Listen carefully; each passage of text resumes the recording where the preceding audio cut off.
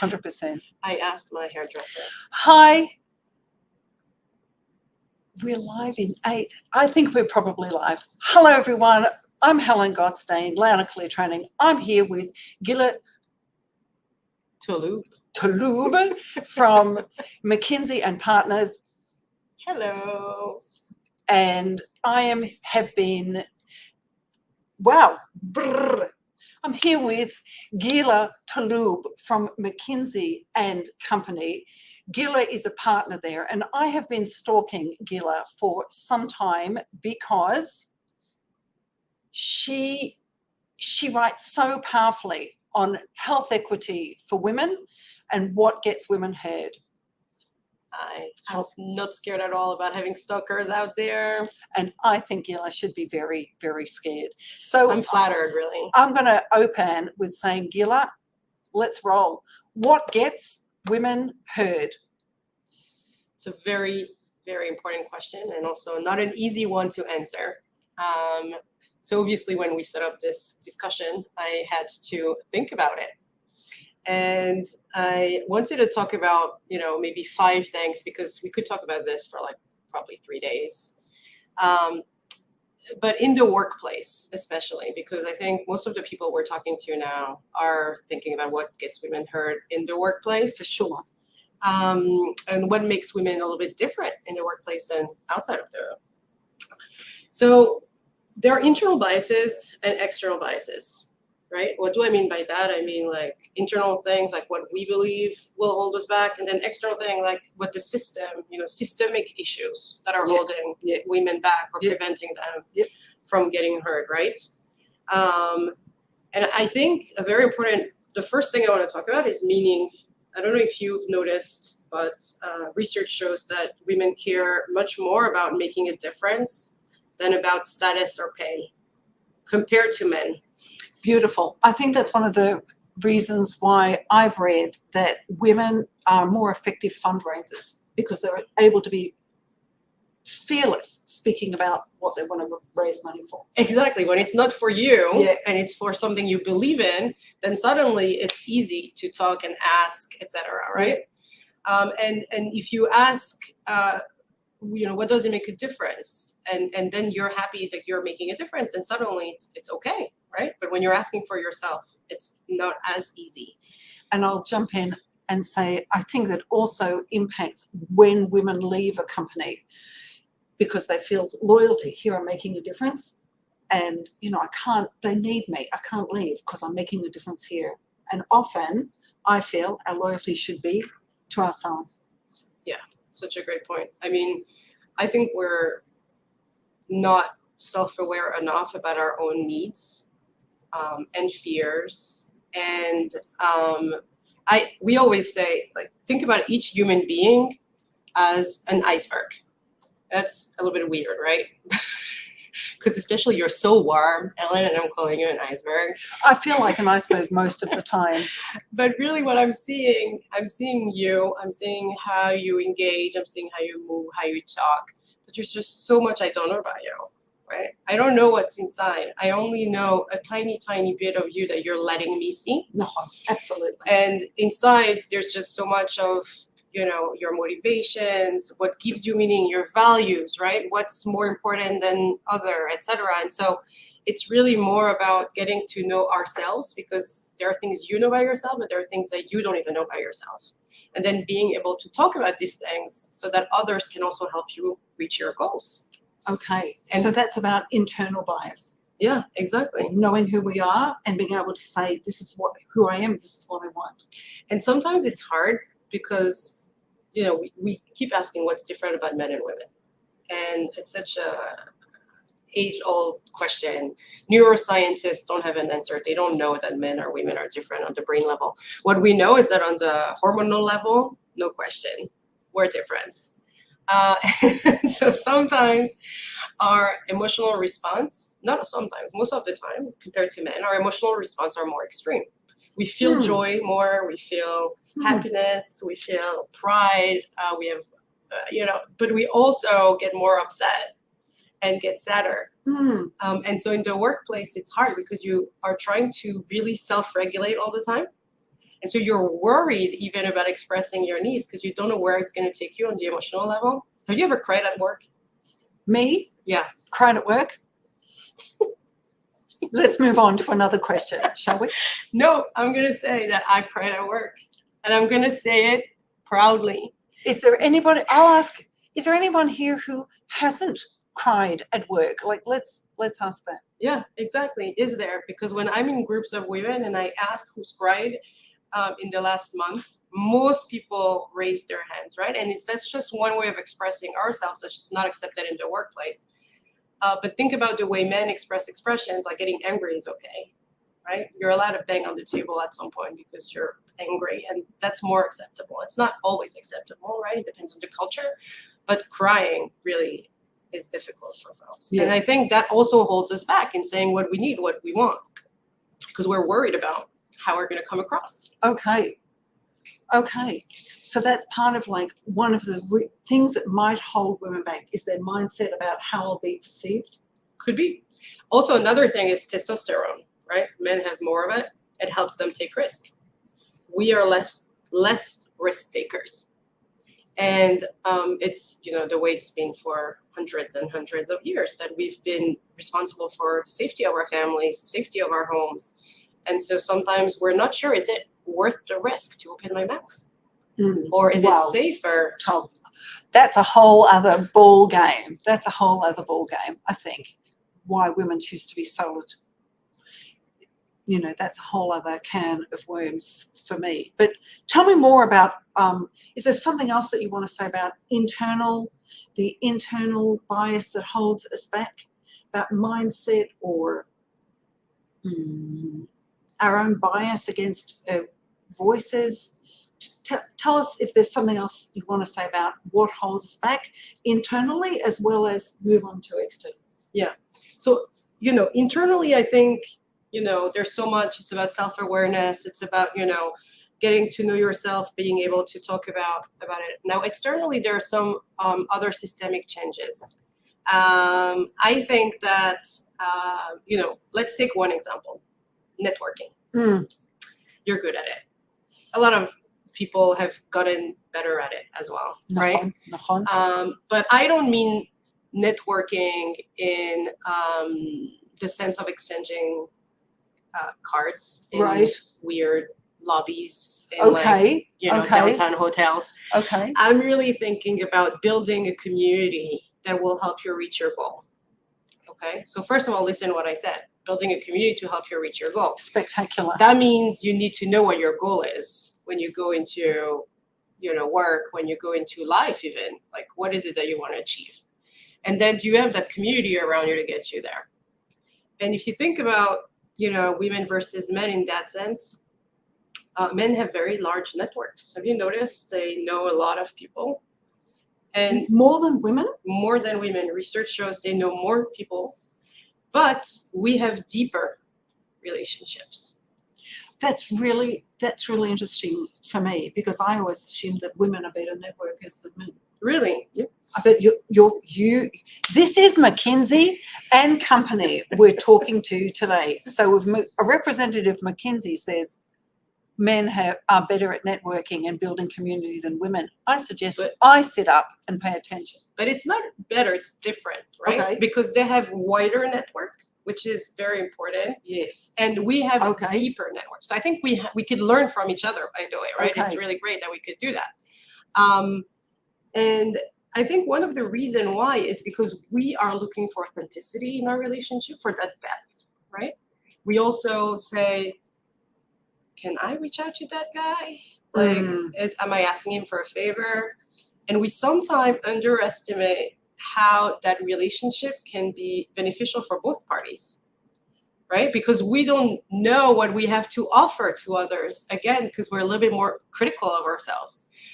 I actually lead a lot of networks on this, how to create the community you need to reach your goals, by realizing almost all the time there's a mutually beneficial way to create a relationship. Beautiful. And you just go in like this. Beautiful. I love it. It's so interesting. So I want to relate to something you said earlier, which is going into a networking situation with a goal in mind. So men may be better at establishing like broader reaching networks of relationship, and women's circles tend to be perhaps smaller and deeper.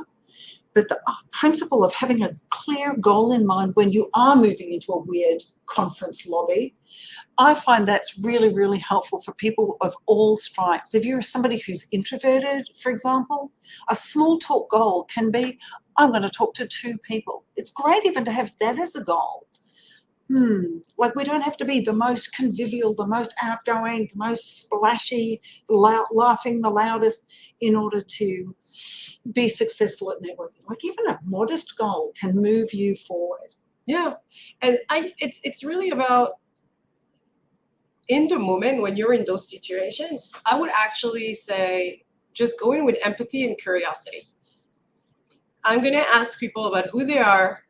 Again, iceberg. There is just so much inside and that you don't know about. And if you go in trying to get to know people with empathy, curiosity, you're going to learn something for sure. You're going to find a connection between the two of you. And that emotional connection is what's going to take you forward, right? And then later on, you'll have that person in your network. And when there is a goal and you're like, oh, you know what? Helen could help me with that. Then you'll remember that connection, the fact that you spoke about this at this event. Instead of staying very superficial, you actually learned that she's good at this. She likes doing it. And so, oh, here, Ellen, she can help me. Spectacular. Fabulous. So I really appreciate the idea that reaching out to somebody is okay, because if they don't want to help you, they won't. But chances are most people help others, and there'll be some kind of benefit for them as well. So really what you're saying is, friends, hold back less. If you have a request for somebody, put it out there, because chances are they'll pick it up only if they want to, and they may benefit from it as well. Thanks for that comment, Pam. So that may be about internal ones. Would you like to relate to the principle of external ones as well? Yeah, with pleasure. So there are some external biases out there, right? And it's interesting. I think they did some research recently at HBR on the amount of biases you expected to get in the workplace and how much you got. Tell us. Here we are at McKinsey and Partners talking with Gila Tolub. And she's Mrs. Research. So sorry. She says this. No, I love it. I love it. I respect it. I do a lot of leadership work and communications work, but it's always science-based. So it is. And so they asked actually white women and Black women how high were the biases. It's funny because women said it was 3 times higher than what they expected, and Black women said 2 times higher. And maybe they were just more realistic to begin with. Yeah, right. But for example, some of the biases in the workplace could be, we're not going to offer that promotion to Gila because Gila is 35 and she has 3 young children. And so it's probably not a good time for her. That's not a bias that is okay, right? You should ask me what I want and give me the choice. And by the way, Gila should decide, no matter how you say her family name. So, and then it's about, me taking my own decisions and making my own choices and not being judged for my choices. Because by the way, if I decide that I don't want a promotion to be with my children, that's also fine. And that's also great. And all the women out there should support each other with the personal choices that we all want to make about our values and our lives. Can we have a amen, sister? Can we say amen, amen? Wow, women supporting each other. Radical. You know radical what? I want to idea. talk about that, women supporting each other. I was once at a event and someone asked the speaker, Joanna Barsh, who's a senior partner emeritus at McKinsey. She wrote a book called Center Leadership. I love how you pronounced her name correctly. I think we should all learn from that. Thanks, Stephanie. And she said, somebody asked her, like, why are women sometimes not supporting each other? Wow. Yeah. And and there's this whole idea even of cat fights. We always get those pejorative words about, oh, we can put 2 women in the same room, whatever. And I love what she said because it's all about, growth mindset, like Caroline Dweck Mm, writes yeah. about growth mindset. Yeah, Just yeah. like, for so many years, we saw that there were limited spots for women at the top. And so that became ingrained in us, and we became competitors because there's so little spots at the top. Maybe if I help you, you'll take that spot and I won't get it. But now that we're changing things, we're changing the world, there's so many spots at the top.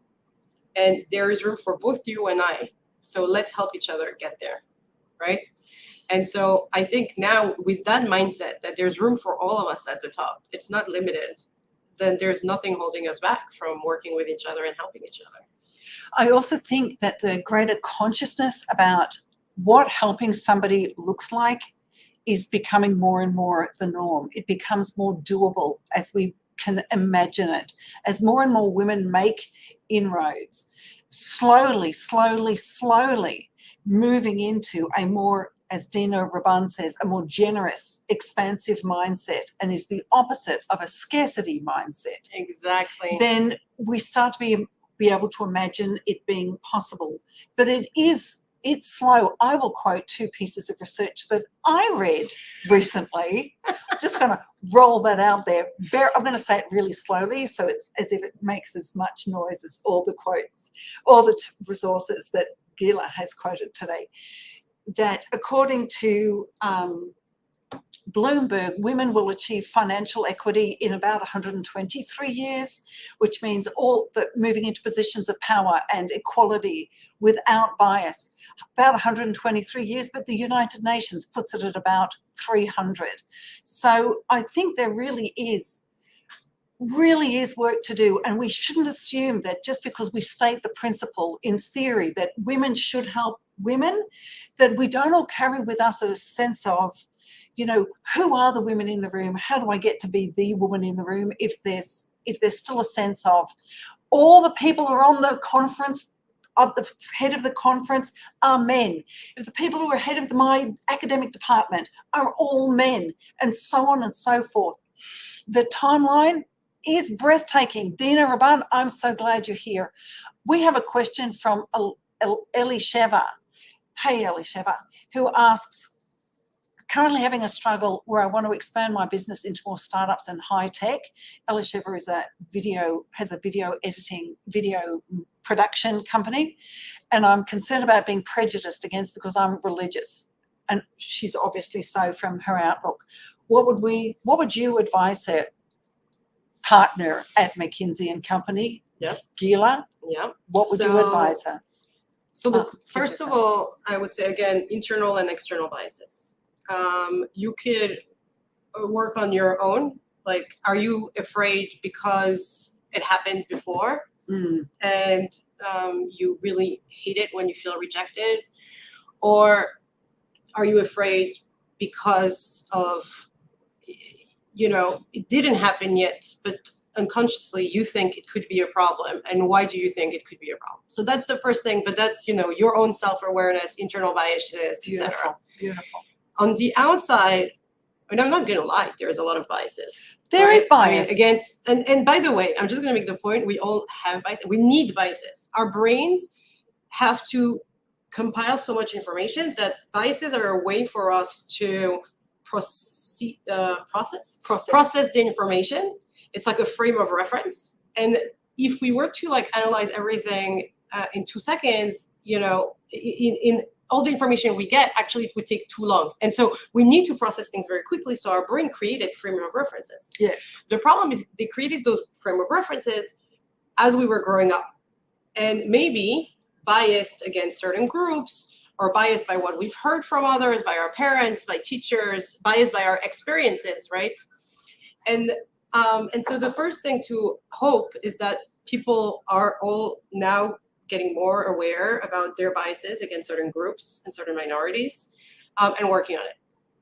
I would say, Elisheva, to think about the trust equation. You could Google it, but I'll also quickly mention it.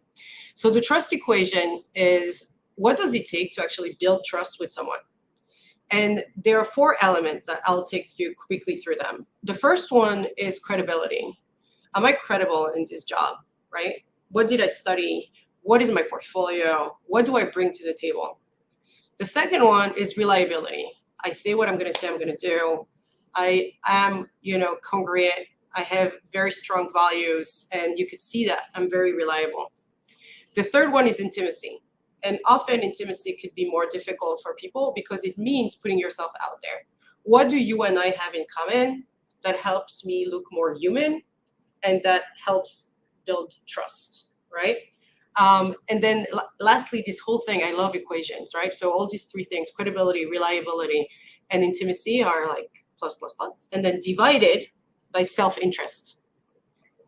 Because if you're self-interest, you could be credible as much as you want, reliable as much as you want. I don't trust you anymore because it feels like you're only in it for you. You don't really care about me.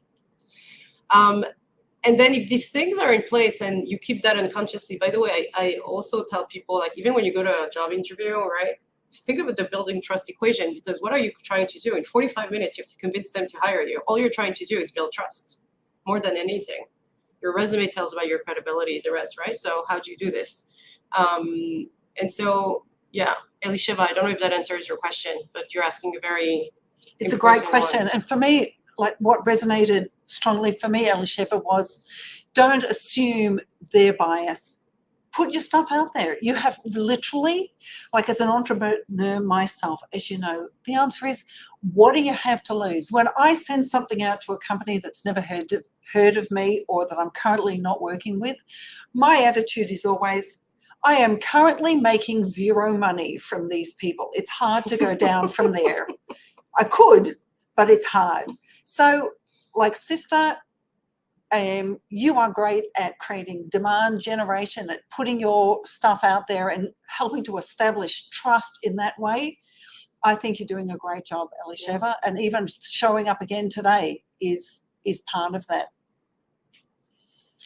I'm going to pop down and bring up our banner. And I want us to move on because I want us to also really, really address more stuff about how women get heard. Gila, as a person who works at McKinsey and Company are all about change management at scale. You speak about health equity in ongoing, consistent ways, championing changes that you're seeing in the field. What is your sense about how women are getting heard today? What's your sense, Gila, about how it's changing? And if it's not changing fast enough, apropos who I quoted at Bloomberg and the United Nations, say what? Then what can we do to accelerate that change? Not even manage the change, just drive that thing forward faster, because I'm not going to live for another 300 years. Yeah. Who knows? Who knows? Well, I have no current plans, let's just say. Thanks for that. My children, I hope you're not listening. So let's talk about change for a second. So Okay. before we talk about accelerating change, what does it take to actually have people change?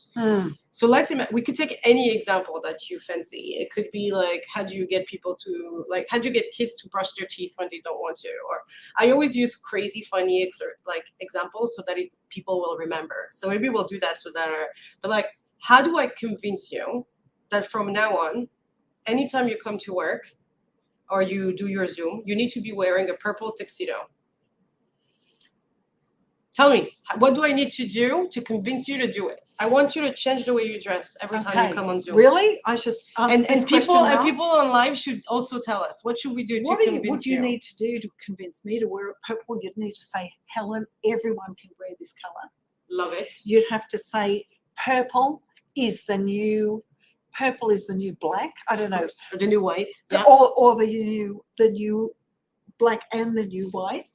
You could also say that it instantly creates trust in your audience. Okay, I love that. Because that would speak to my particular, Yeah. Sector of helping people of ambition show up and get heard. Yeah. And talk to me about the power suit. That would make like a suit that makes you look powerful. Powerful. Okay. But a tux, that's how you show you're fancy. That's instant fancy. Let's see, just a second, bear with me. Somebody's asking, what's in it for me? What value do I get of it? Okay, yes, thank very you, good Pam. one, Pam. Thank you, Pam. You tell us, Pam, what would you want to get out of wearing a purple tuxedo? No one knows, so let's hear from Gila. And do you have one? A purple tuxedo? Not at the moment, but perhaps I'll buy one from you. Got it. And do you know how to tie your bow tie? No, I don't. Okay, so I'm asking you to do things, but you don't even have like the basic tool, and you don't even know how to tie your bow tie. Well, I would buy one with elastic. That's a good solution. But my point is, and you touched on all of those, right? That you need to have 4 things in place for people to, not surprisingly, because you're in communication, you started with explain to me, tell me. Why? Like, is purple better for trust? Yes. Is it, good for me? Is it the new black, etc.? But you also said, who's cool in doing it, right? If I tell you Google does it, everybody at Google does it, becomes just better. So as opposed to like the uniform of black t-shirt and jeans, they've switched it up. Exactly. Right? So it's tell me, the first one, why? Tell me why. The second one is show me other people doing it. Show me that I'm not going to be the only idiot going on Zoom. You're also going to come in a purple tuxedo. There'll be 2 of us looking like idiots. There'll be 2 of us looking like idiots. I think I need a stronger tribe, a bigger tribe than that to put my gorgeous self in a purple tux. So tell me, show me, okay, and then support me. Give me the tools that I need to change. Okay, right? So that's me giving you the tuxedo, right? And then teach me how to do it. Do I need to know how to learn the bow tie, or do you support me? Do you get me a bow tie with an elastic, right? And those 4 things need to be in place. Some organizations, and by the way, the support me, Pam, to Pam's point, there is all the incentives, carrots and sticks, right? So help me change my behavior. Like, if you don't wear the purple tuxedo, then I'm not letting you go live, right? Or if you wear the purple tuxedo, then I'll raise you. Right? So all the changes need those 4 attributes, and we know that all 4 are needed to have a more successful chance, more chances of being successful. So take that now and apply it to the status of women. So what do we do? Home. Yeah. So first of all, I think we're hearing more and more about it. So the tell me part, a lot is happening now in terms of awareness. We just did an analysis of how many articles are being written, for example, about women's health, and this number is going up. Yeah, through the roof. And so we need to continue. We need to have more of those big movements like the Me Too campaign or other campaigns that are really raising awareness on these issues. Then we need to have more role models, right? That was your second thing. I need to know other people. So here we also have more and more people speaking up, role modeling for us to change that need to happen. We have companies that are putting health equity at the heart of what they're doing. We have companies that are putting their ESG strategies together with gender equity at the center. But we also have policies, right? Now we have ESG that is out there on environmental, social governance. And so we have more policies. Yep. Is it going fast enough? And it's also the SDG, the Sustainable Development Goal, which also has a very, very developed platform that relates to the status of women. Yeah, but it takes time to change, right? And I didn't see the numbers you've seen on the rate it would take, but I also saw something like 50 years in Europe and 100 years in the US, if in a do-nothing scenario. Right. Like if we continue the Beautiful. way it is. I love it. So I'm just going to hammer that point home right now, which is in a do-nothing scenario. Exactly. But if we put in more quotas, if we put in more rules, right? Everybody was in uproar when we said more women need to be on boards. And everybody was like, "Oh my God, we're gonna lower the bar." No, you're not gonna lower the bar. Nobody's asking you to lower the bar. You're gonna work harder to find those women. You're gonna work harder to make your company more women friendly. Yes, but you're not gonna lower the bar. None of us want you to lower the bar. How would it make you feel if you were hired just because you're the token woman or you're the token black guy in the company? Nobody wants this. We don't want you to lower the bar. We want you to work harder to find the women, and we want you to work harder to make the environment better for women. So those are examples of policies. Certainly. And I'll go further and say the evidence clearly shows that companies that are stronger on creating truly diverse workforces are doing better financially. So that's not even about like work harder in order to bring women in. It's about people who don't do this are losing out. Yeah. People who don't do this are less appealing to their customers. People who don't do this are missing out on entire market sectors. Inclusion and diversity makes financial sense. It does. It's a fundamental thing you're saying, because I think if you don't truly believe this, like if you, that's step one. If you don't truly believe this, everything you're going to do is going to be Band-Aid. You're going to try to match the quota, check the box on this, check the box on that. You're not going to make real change because you're actually not convinced by the premise of what's in it. I mean, that's also about like trusting your sources. So the BCG, the Boston Consulting Group, says that the difference that a truly diverse workforce makes is 18%, 18% in a company's bottom line. And that's something that can appeal to any board. Good, yeah. So the financial gain is there. And sometimes you also see in some organizations that the top understands it, but the front line might not yet understand it. Yeah, right? Excellent. And so they might still be thinking we're lowering the bar, or they might still be. And sometimes some people ask me, like, why would we hire different people? I mean, we have great people. We have amazing people. We have amazing people. Yeah, right. And I love this, which is, but there is no bias in my organization. Oh we my have God. a pure meritocracy. We only hire according to who really, really satisfies our job description, our work criteria. But we know in situations where bias goes unexamined, everybody assumes that they are not biased. And what Gila and I can certainly agree on is that everybody's biased. I'm running work LinkedIn Live and a Facebook Live right now on what holds women back, and I'm also biased. I also have anti-female bias because I'm part of this society. How could I not? We all have what Gila referred to before as a mental shortcuts. That's what Williams talks about in her book, What Works for Women at Work. She says, we all have this bias. It's not our responsibility. It's not our fault, but it is our responsibility. Yeah. I want to actually talk before we, for me, the next subject is if I raise the bottom line, let's talk about the bottom line. So you said these are the factors in building change. We have to show that it's worth it. We have to demonstrate. We have to make it easy. And we also have to put in policy in place, really strong, and incentives. So let's talk about how women can get more money. What can help women get heard better? So they're not holding themselves back. There are external biases. What can women do if they say, I am done with holding myself back? My mindset is AAA. I've got a triple A battery ready to roll upstairs. No holding back. What can women do to get more of the pie? It's a tough question as well. Thank you. You only asked very You're hard welcome. questions. Anytime. And this one is loaded also because of how those analyses are made, right? So for example, I don't know, you've probably read, everybody's read, women earn 82 cents for a dollar in the US. By the way, that's a high number. In some other countries, this is like 50 cents for a dollar, right? Yeah.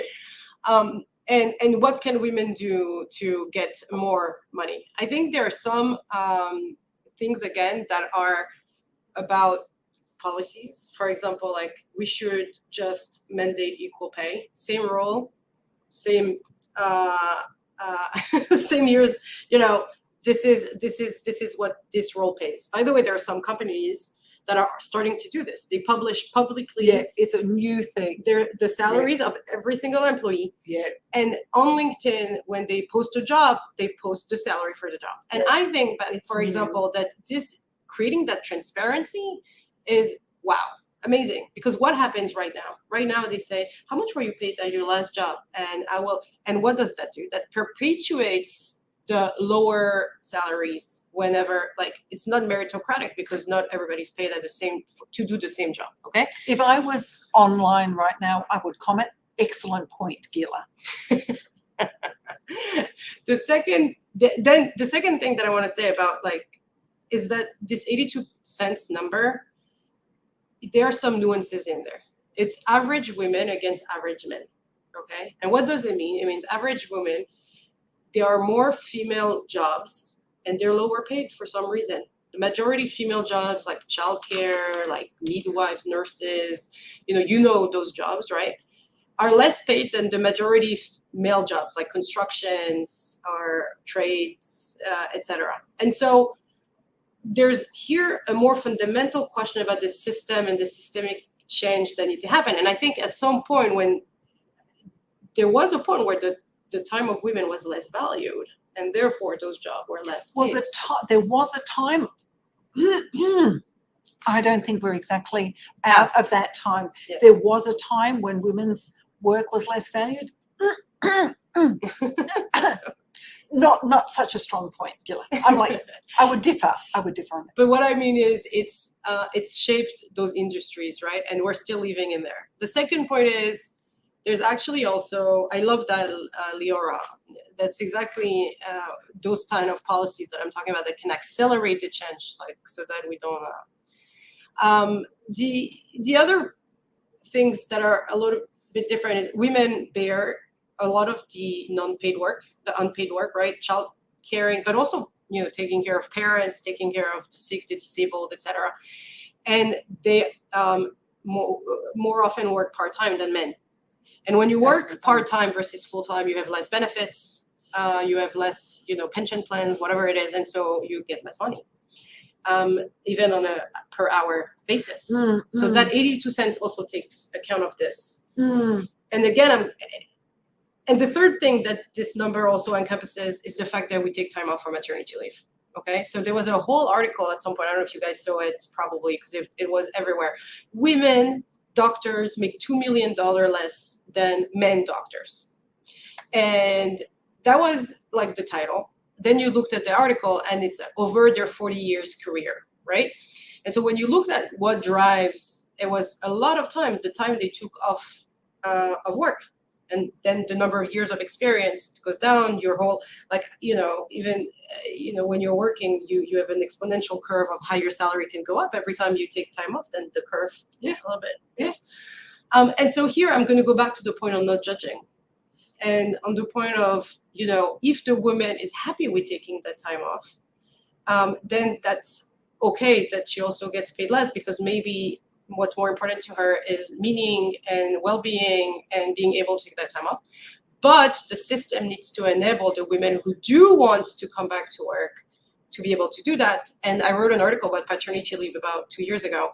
Also, if we were making paternity leave more mainstream, then we could also make this a little bit more equal, where both women and men would stop to go and take time off. And that would also help bridge that gap. Yes, and women would simply make more if their partners were doing more of that. Unpaid work. But yes, indeed.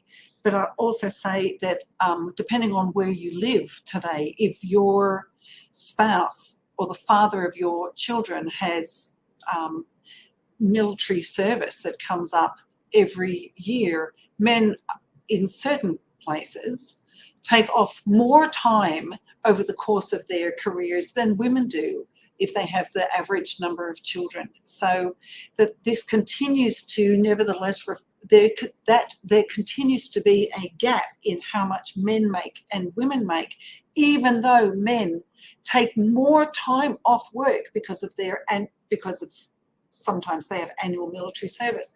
That actually reflects just the misogyny that's going on and the bias that continues to play out. So my big question was, how can women get more money?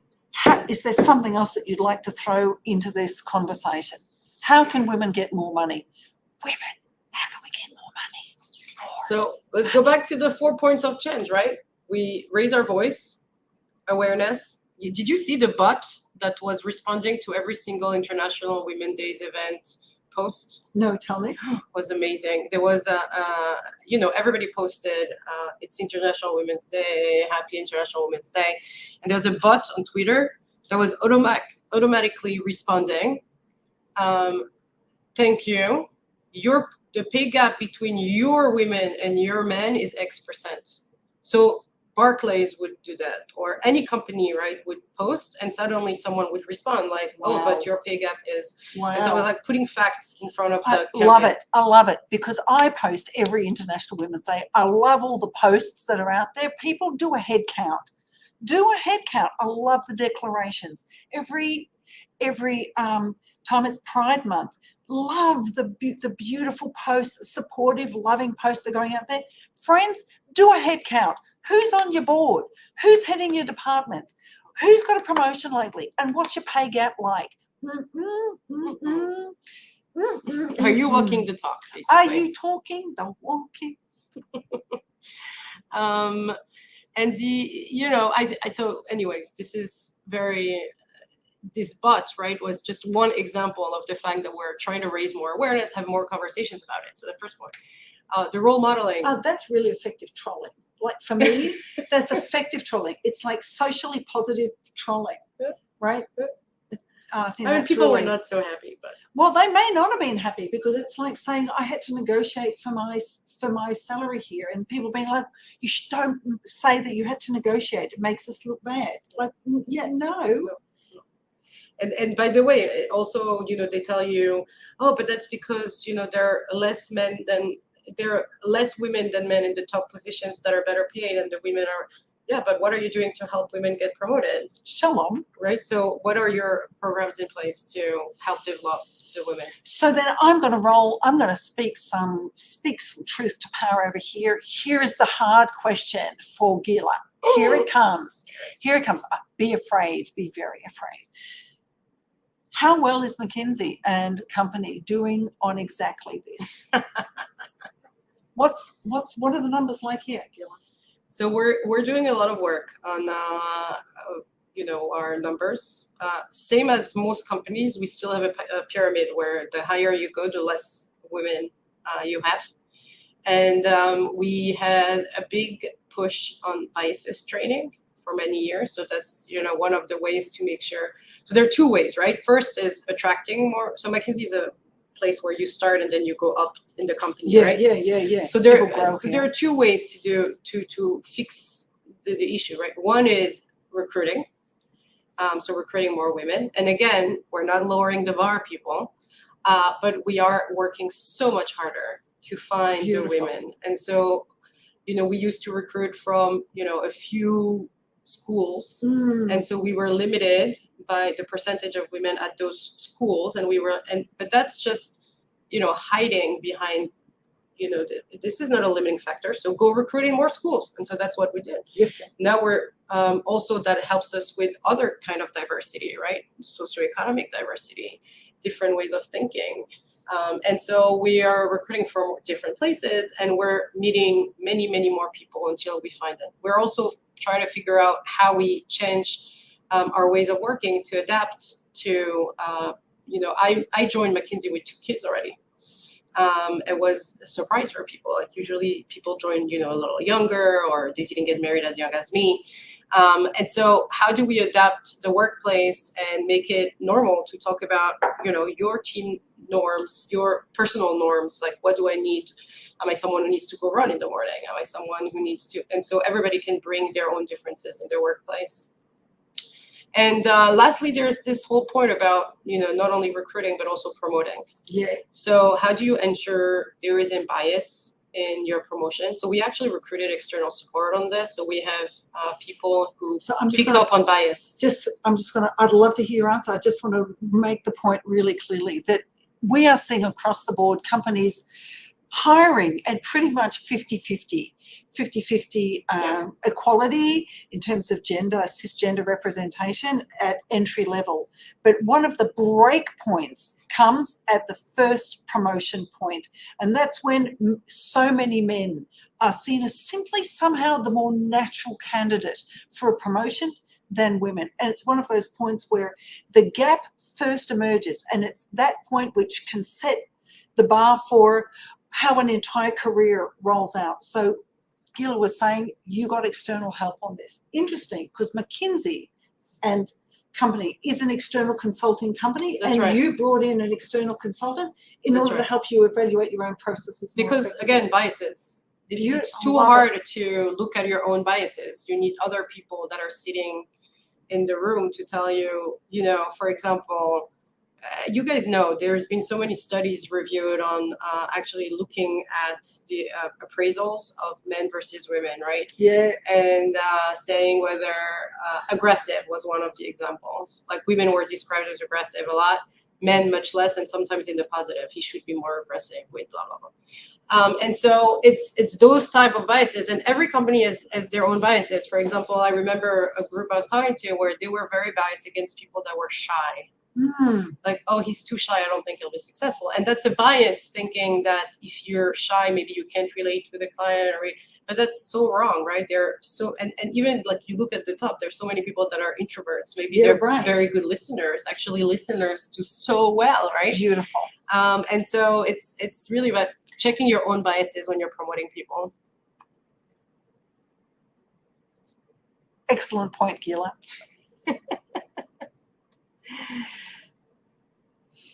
Thank you. I really appreciate you making time, Gila, to talk with us today about your experience as a partner at McKinsey and Company, and for not shying away from a pretty direct question from yours truly, Helen Gottstein.